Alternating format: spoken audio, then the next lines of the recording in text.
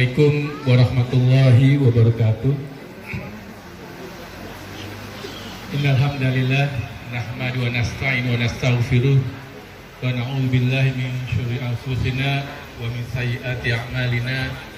May yahdihillahu fala mudhillalah wa may yudhlil fala hadiyalah. Asyhadu an la ilaha illallah wahdahu la syarikalah wa asyhadu anna Muhammadan 'abduhu wa rasuluhu nabiyya ba'dah. Allahumma salli wa sallim wa barik ala sayyidina wa habibina wa syahidina Muhammadin sallallahu alaihi wasallam wa man tabi'ahum bi ihsan ila yaumil qiyamah. Yang kami hormati para kesepuhan, tokoh masyarakat, guru-guru kami, baik dari Lontar Kidul, Lontar Pesantren, ya, dari Pak Ustadz dari Pelamunan, dari Petir, ya. Begitu juga tamu yang hadir yang kami muliakan. Pertama, tadi disebutkan saya diminta untuk memberi nasihat pernikahan. Sebelumnya mohon maaf, bukan berarti saya lebih tahu dari para ustadz di sini, tapi kebetulan saya ini adalah ya seperti kakak dari Bapak Ahmad Syafei.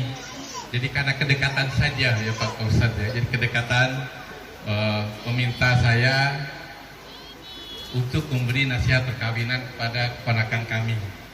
Walaupun tadi para ustadz sudah banyak yang memberikan nasihat. Gitu. Bahkan saya ingin tanya dulu nih, apakah betul ingin minta nasihat pernikahan dari saya? Baik, terima kasih. Jadi karena ini amanah ya, sebagaimana Rasulullah sampaikan, balighu anni walau ayah. Jadi ini amanah, berarti saya berusaha dari Bogor ke sini untuk menindaklanjuti permintaan dari saudara kami Bapak Ahmad Syafei.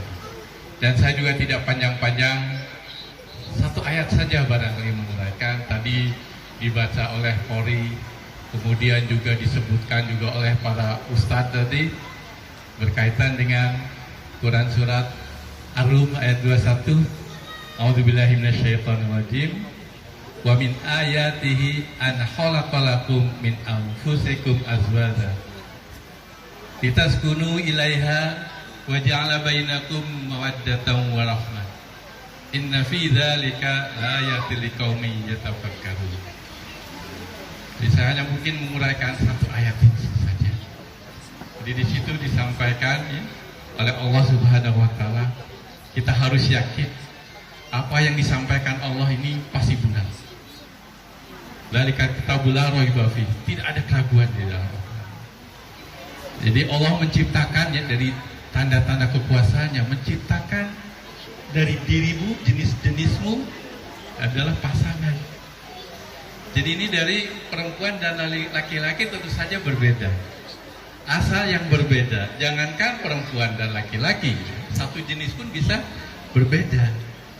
Karena perbedaan ini ya kadang-kala tidak mudah untuk menjadi satu kehidupan dalam satu rumah misalkan saja.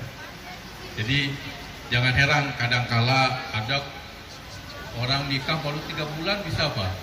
Bubar. Makanya tolong didengarkan gitu ya. Jadi apa yang harus kita lakukan ya? Jadi jangan terlalu memaksakan harus saya seperti saya, harus seperti saya, nggak bisa ya. Dua hal yang berbeda dari jenis-jenismu sendiri sebagai pasangan. Bagaimana? Ini butuh suatu proses, suatu penyesuaian. Bagaimana kita melakukan ini dengan baik? Ya kita manfaatkan, kita lihat dari Al-Quran. Dalam surat Al-Baqarah ayat 187. Hunna libasul lakum wa antum libasul lahum. Jadi dalam kehidupan antara suami istri, ini kita membayangkan seperti apa? Istri ini sebagai pakaian dari suami. Suami juga pakaian dari istri.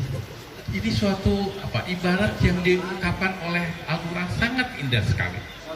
Sangat indah lagi. Ini seperti pakaian.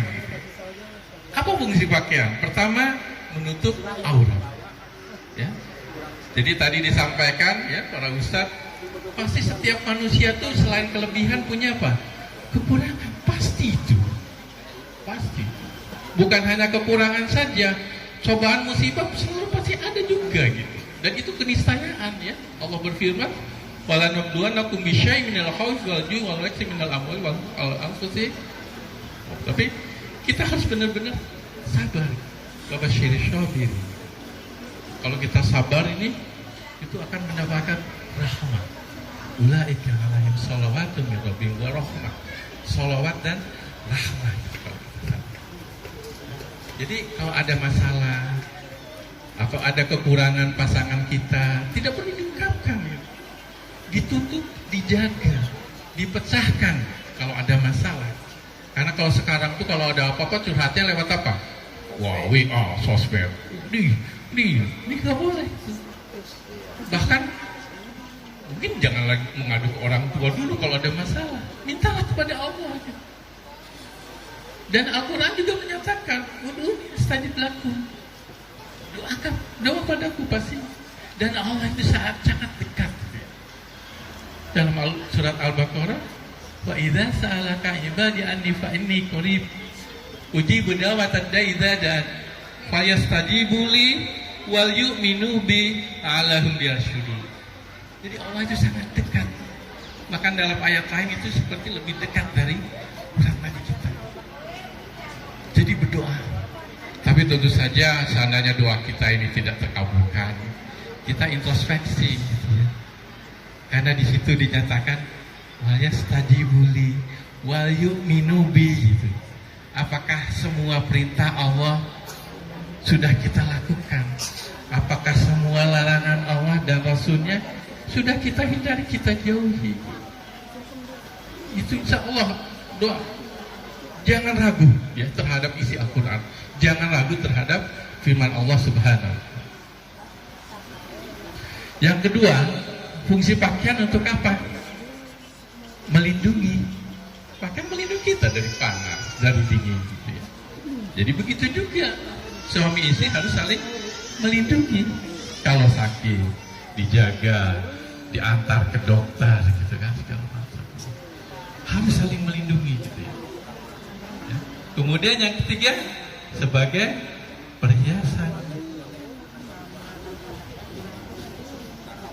Ad-dunya mata wa khairu mata'id dunya al-mar'atu sholih.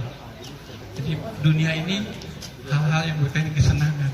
Tapi kesenangan yang paling baik, yang paling ini adalah wanita yang solehah. Jadi ini sangat indah sekali ya, dari dua jenis yang berbeda ketika bersatu harus dilakukan suatu apa? Penyesuaian. Dan itu harus diibaratkan seperti pakaian ya. Dan ini firman Allah. Hunna libasul lakum wa antum libasul lahunna. Nah, kemudian ayat yang tadi ya. Supaya, dan ini sering sekali kita di dalam sosmed gitu ya, kalau mengucapkan selamat itu semoga menjadi keluarga yang sakinah, mawaddah, warahmah. Bahkan sekarang istilahnya milenial disebutkan semoga jadi keluarga apa? Samara, ada samara gitu ya. Tapi samara gitu. Rahmah bersamara berarti ya. Tapi kadang-kadang ada samawa gitu. Buahnya apa nih gitu kan? Kadang-kadang pakai copy paste aja kan gitu. Copy paste forward gitu. Padahal ketahuan kalau forward berarti dia tidak mengetik sama sekali gitu kan. Nah, ini dalam kesempatan yang berbahagia ini kami ingin mengurai sedikit gitu ya. Jadi sakinah itu kan supaya kalian ini, supaya hidup ini cenderung tenang, tentram, nyaman gitu. Tapi ini semuanya ini kalau kita sudah mewujudkan mawaddah warahmah. Apa ini mawaddah? Mawaddah ini sebenarnya asal katanya dari madah. Madah ini adalah suatu hal yang terkait dengan fisik, material, ya, misalkan cantik, ganteng, dompetnya tebal, misalkannya rumahnya bagus, misalkannya pekerjaannya wah gitu ya. Pokoknya hebat lah. Nah, kalau materi fisik yang kita senang ini kita kemas, kita maknai dalam suatu perhatian, suatu kecintaan, ini berubah namanya mawaddah. Jadi mawaddah ini tadi yang sering disebutkan ini adalah suatu cinta ya, yang berasal dari hal-hal yang bersifat materi, fisik. Ya, tentu saja mungkin Mas Asep sebelum nikah ini tertarik sama Mbak Fitri ya mungkin karena apa? Ya mungkin kecantikannya, keayuannya, keanggunanannya gitu lah, keibuannya, wah, pokoknya segala. Termasuk juga sebaliknya. Kenapa Mas Fitri senang sama Mas Asep? Ya mungkin karena kegantengannya, gagahnya gitu kan sebenarnya. Ya. Nah, cinta yang menggebu-gebu bukan Mas Asep dengan Mbak Fitri saja ya. Saya kira Bapak Ibu yang lain juga begitu, mengalami yang sama. Cinta yang menggebu-gebu sebelum pernikahan itu harus diulangi lagi ketika setelah menikah ini. Ya, supaya timbul cinta itu kembali. Ya, karena kalau orang suka beda gitu. Waktu nikah apa? Wah, sebelum nikah, wah kadang kalau jaga ya. Nyebrang jalan dari sampai apa? Dituntun gitu kan. Seperti itu, isabella. Tapi setelah nikah gimana? Udah kalau nggak mau nuntun gitu kan, jalan sendiri gitu. Itu nggak boleh gitu. Jadi hidupkan kembali mawaddah ini, bukan hanya menggebu-gebu nih sebelum pernikahan, tapi juga apa? Setelah pernikahan ini, ungkapkan lagi gitu ya. Ungkapkan lagi rasa cinta gitu. Supaya nanti hidup terus. Tapi kalau di pernikahan ini hanya timbul dari mawaddah saja, fisik materi saja, yang namanya kecantikan, kegantengan, segala macam, itu nanti semuanya sirna gitu. Ya, yang muda jadi tua, yang ayu mungkin barangkali mungkin nanti. Jadi bagaimana supaya langgeng? Satu lagi yaitu rahmah. Apa itu rahmah? Itu suatu kasih sayang ya, yang timbul dari hati yang paling dalam, dari perasaan, ketulusan perasaan hati yang paling dalam, dari lubuk hati yang dalam. Ya.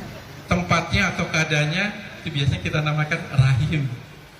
Ibu-ibu kita ya dulu, Ibu Humairah nih waktu mengandung Mbak Fitri gitu ya, bagaimana coba bayangkan?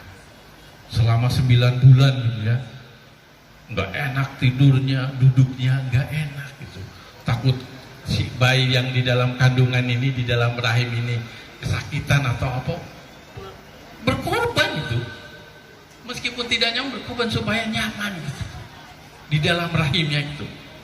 Jadi meskipun rasa tidak nyaman, tapi demi yang dijaga di dalam kandungannya tuh berkorban. Sakit ke apa selalu dijaga. Makanya para ahli ulama, ahli akhlak ya, ahli tasawuf ya, katanya kenapa bayi ketika lahir itu menangis? Nah, itu menangis karena dia takut kalau setelah lahir itu tidak mendapatkan kasih sayang seperti ketika masih di dalam rahim ibunya. Nah, inilah dalam kehidupan itu kita harus berani berkorban, bukan berani halus gitu. Harus berkorban. Ya, demi pasangan kita. Dan itu adalah salah satu ibadah itu. Ya. Allah berfirman dalam surat Al-Isra ayat 7, in ahsantum li anfusikum wa in asatum falaha. Kalau kamu berbuat baik, itu sebenarnya hanya untuk dirimu sendiri. Begitu sebaliknya, kalau kamu berbuat jahat, untuk kamu sendiri juga gitu. Jadi kita pilih yang mana? Berbuat baik atau berbuat jahat, jelek? Pasti berbuat baik, karena kembali ke kita. Dan jangan lupa, semua kejadian musibah, cobaan itu sebenarnya kalau ditelusuri itu dari kita gitu. Dari kita semuanya gitu. Ya, Allah berfirman, "Wa ma asabaka min khairin faminallah. Wa ma asabaka min sayyi'atin famin nafsik." Jadi apa semua kebaikan itu sebenarnya datang dari Allah, dan semua kejelekan itu sebenarnya apa? Dari kita sendiri gitu. Jadi kalau ada sesuatu, jangan menyalahkan orang lain dulu. Salahkan kita dulu. Salahkan, ini kemungkinan kita. Kita kadang-kadang suka nggak salah. Merasa orang lain saja yang salah. Wah, ini Mas Asep yang salah. Mas Asep mau ini bang. Nggak bisa seperti itu. Di dalam Al-Quran sebenarnya ada rumus yang paling sederhana. Gitu. Yaitu yang dinyatakan di dalam surat Asyam ayat 7 sampai 7, 8, 9, 10. Dan kadang-kadang saya mendengarkan kalau sholat subuh, tadi sebut Ustaz Agus Marzuki tadi kalau sholat subuh cina ya, seringkali ada imam, saya ingat kalau diimami oleh Ustaz Haji Alkaf gitu ya, selalu membaca asar ya. Jadi rahmah itu sebenarnya terkait dengan perasaan. Perasaan itu ada di dalam jiwa, nafs. Wa nafsi wa ma sawaha fa'alhamaha fujuraha wa taqwaha. Ya. Jadi demi jiwa dan yang demi menciptakan kesempurnaan jiwa ini, hama fujuraha wa taqwa, dan demi yang mengilhamkan, memberi kecenderungan apa? Fujur dan takwa. Kebaikan, kejelekan dengan apa? Kebaikan. Jadi di dunia ini ada dua hal yang saling berlawanan. Ya? Marah misalkan ketika suami capek, gitu kan? Kemudian mana sih kak dulu mencelah. Nah istri jangan langsung tambah marah lagi. Jadi kalau marah lawannya apa? Ya, jadi marah nih kaitannya dengan fujur nih. Nah, lawannya apa marah? Sabar kita. Bohong, tidak jujur, lawannya apa? Jujur. Jadi selalu di dunia ini ada yang baik, takwa, yang jelek, fujur. Dan di dalam Al-Quran 151 kali itu yang disebutkan fujur dengan takwa seimbang. Tapi Allah menciptakan hal seperti katakanlah marah, bohong ya. Bukan berarti kita ini supaya menjadi jelek, bukan. Justru untuk sebagai apa? Pemancing, sebagai katalis bagaimana kebaikan-kebaikan yang sebenarnya sudah ada di dalam diri kita. Jadi ketika marah, Allah memancing kita, bisa nggak kita sabar gitu? Ya. Jadi ini harus kita ingat di dalam kehidupan sehari-hari. Ini rumusnya. Ya. Jadi ketika yang satu marah, sabar. Nah, jadi jangan sampai yang satu cemberut gitu ya. Apa nih? Wah udah bubar. Tapi kalau yang satu cemberut, misalkannya Mbak Fitri kalau keinginannya ini, ya mungkin bisa saja Mas Asep, siapa yang kayaknya kenal nih, gitu kan? Ya itu akhirnya rumah tangga bisa bukan kembali. Gitu. Ya. Ini insya Allah ya kalau misalkan saja semua ini kita lakukan gitu ya tadi sudah disebutkan oleh para ustadz itu, insya Allah akan menjadikan keluarga yang sakinah, mawaddah, warahmah. Jadi akan langgeng, bukan hanya mawaddah saja, tapi juga warahmah dan rahmah, kasih sayang yang keluar dari lubuk hati yang paling dalam. Dan ingat, memang kita ini sebenarnya diciptakan untuk apa? Beribadah. Kata Allah, "Wa ma khalaqtul jinna wal insa illa liya'budun." Jadi yang kita ini sebenarnya ibadah ini. Ya, ibadah gitu. Tadi dinasihati sama Ustadz Agus nih. Nah, ini juga caranya juga jangan yang namanya laki-laki ya, Mbak Fitri yang laki-laki. Ar-rijalu qawwamuna 'alan nisa. Laki-laki itu apa? Pemimpin dari wanita. Jangan sampai kita ngomongnya seperti kita jadi pemimpin, dong. Bisa tersinggung gitu kan. Jadi cara ngomongnya jangan misalkan saja terkait dengan nasihat Ustaz Agus tuh bilang, sholat ke masjid, kalau nggak sholat masjid nanti dikira mens gitu. Nggak boleh ngomong gitu, nggak boleh gitu. Tapi dengan rahmah gitu ya. Misalkan sholat ke masjid, aduh, sholat subuh itu kalau berjamaah di masjid itu, aduh, seperti apa? Sholat sepanjang malam ya Allah. Sepanjang malam dengan rahmah itu ya. Sepanjang malam, bayangkan kita nggak mungkin sholat sepanjang malam ini ya. Tapi kalau kita sholat subuh berjamaah di masjid gitu, itu bagaikan kita sholat sepanjang malam dengan rahmah. Coba sebelum ke masjid ambil wudhu dari rumah nih. Kalau kita ambil rumah ya, kata Rasulullah nih, kalau seseorang mengambil wudhu di rumah nih, kemudian berangkat ke masjid untuk melaksanakan sholat wajib gitu ya, itu satu langkahnya diampuni dosanya, langkahnya lagi diangkat apa? Derajatnya. Bayangkan kalau menyampaikan ini dengan apa? Rahmah gitu kan. Ya, bayangkan kalau ini. Bahkan kalau yang namanya subuh ya, maka diilustrasikan sama Ustadz Agus itu subuh. Subuh itu disaksikan oleh apa? Para malaikat. Ya, walaupun semuanya sebenarnya disaksikan juga gitu. Tapi itu karena disebutkan secara eksplisit di dalam Al-Quran, surat Al-Isra itu berarti banyak sekali keberkahan-keberkahan di situ gitu. Nah kalau ini disampaikan dengan rahmat, kasih sayang itu, karena ini adalah suatu ibadah dengan cara yang baik, insya Allah itu keluarga menjadi sakinah, mawaddah, warahmah. Nah, terakhir barangkali cukup barangkali ya. Jadi terakhir tadi dengan adanya ijab kabul ya. Jadi yang namanya ijab kabul ini, ijab adalah penyerahan amanah dari Bapak Ahmad Syafei kepada wali. Ya. Kabul ini penerimaan amanah dari Mas Asep nih. Gitu ya. Jadi kalau dengan adanya, dengan kalimat yang sederhana ringkas itu benar-benar ada perubahan yang drastis itu. Yang tadinya berjalan berdua itu, yang tadinya berdosa, sekarang jadi ibadah. Manfaatkan ibadah ini, manfaatkan ibadah ini. Dan yang namanya Al-Quran ya, yang tadi disampaikan oleh Pak Ustadz ini, tadi sudah kita saksikan ijab kabul ya, oleh keluarga, para tamu. Dan jangan lupa ada lagi yang menyaksikan ya. Siapa? Malaikat dan Allah Jalla wa Subhanahu wa ta'ala. Itu jangan lupa. Dan jadian ikrar yang sakral ini di dalam Al-Quran ini disebutnya mizahun ghalizam ya, perjanjian, ikatan janji yang kokoh kuat, dan itu ada 3 itu mizahun ghalizam ya. Pertama, janji Allah dengan nabinya ya, yang selalu ditaati oleh nabinya. Yang kedua, perjanjian Allah dengan apa? Suatu kaum Bani Israel yang selalu ingkar, sudah diingkar lagi. Ingat mungkin di dalam surat Al-Baqarah. Nah tinggal pilih oleh Mas Asep dengan Mbak Fitri, mana yang mau contoh di ikatan ini gitu ya. Apakah seperti perjanjian ikrar Allah dengan nabinya, ataukah seperti ikrar perjanjian antara Allah dengan suatu kaum Bani Israel? Ya maksudnya mungkin di antaranya, tapi sebaiknya condong ke. Dan yang namanya pemimpin, sebenarnya semuanya kita ini pemimpin, bukan hanya laki-laki saja gitu ya. Istri juga pemimpin ya di dalam mengurus rumah tangga. Sebagaimana Rasulullah bersabda, kullukum ra'in wa kullukum mas'ulun an ra'iyatih.